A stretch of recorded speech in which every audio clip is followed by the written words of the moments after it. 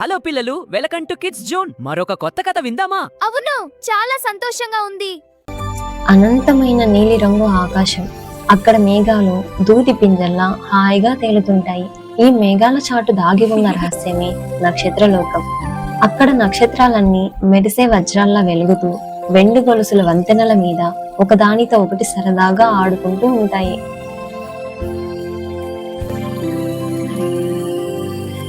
అక్కడే మన బుజ్జి తార ఉంటుంది.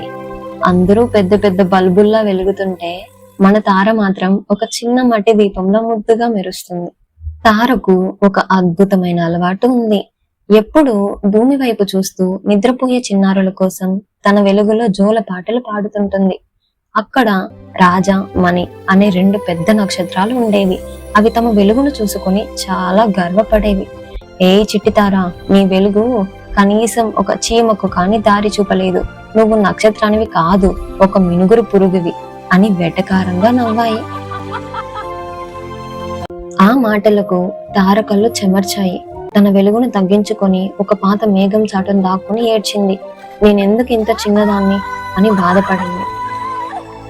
హఠాత్తుగా ఆకాశం భయంకరంగా మారింది. నల్లటి పొగలు కక్కే మబ్బు రాక్షసులు నక్షత్రలోకాన్ని చుట్టేశారు. ఆ రాక్షసులు పెద్ద పెద్ద నక్షత్రాల వెలుగును కూడా ఒక్క ఉదుటున మింగేశారు.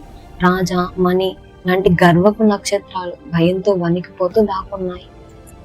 అదే సమయంలో భూమి మీద దట్టమైన అడవిలో చీకు అనే చిన్న బాబు తన కుక్క పిల్లతో దారి తప్పిపోయాడు. చుట్టూ భయంకరమైన చెట్ల నీడలు, క్రూర మృగాల అరుపులు. అమ్మా నాన్న అంటూ చీకు ఏడుస్తున్నాడు. అతనికి ఏ దారి కనిపించడం లేదు. ఆకాశంలో ఉన్న తార ఇది చూసింది. పెద్ద నక్షత్రాలన్నీ వెలుగు కోల్పోయి నిస్సహాయంగా ఉన్నాయి. కానీ తార గమనించింది, ఆ మబ్బుల మధ్య ఒక చిన్న సూది దారం అంత సందు ఉంది. పెద్దవారికి అది అసాధ్యం, కానీ తారకు అది ఒక చిన్న అవకాశం. నేను చిన్నదాన్నే కావచ్చు, కానీ ఒక బిడ్డ ప్రాణాన్ని కాపాడే శక్తి నాలో ఉంది అని ధైర్యం తెచ్చుకుంది. తార తన శక్తినంతా కూడగట్టుకుని గాలిలో గిరగిర తిరుగుతూ ఒక బంగారు బాణంలా ఆ మబ్బుల మధ్యలోకి దూసుకుపోయింది. మబ్బు రాక్షసులు అడ్డుపడిన ఆగకుండా వాటిని చీల్చుకుంటూ బయటకు వచ్చింది. ఆమె వెనుక ఒక అద్భుతమైన బంగారు వెలుగు దారి ఏర్పడింది. ఇప్పుడు తార ఒక చిన్న నక్షత్రం కాదు, అందరినీ కాపాడే ఆశాదీపం.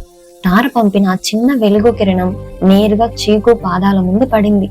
చీకటి అడవిలో ఆ వెలుగు ఒక గొప్ప స్నేహితుడిలా దారి చూపింది.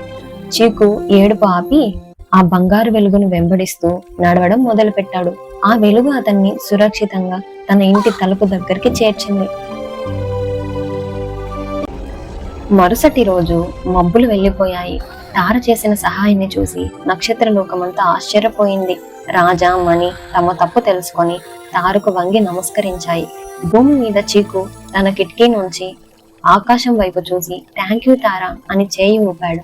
తార ఇప్పుడు ఆకాశంలో అందరికంటే మిన్నగా ప్రకాశవంతంగా మెరుస్తుంది.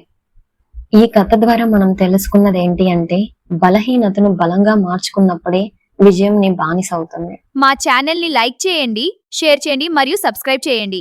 ధన్యవాదాలు.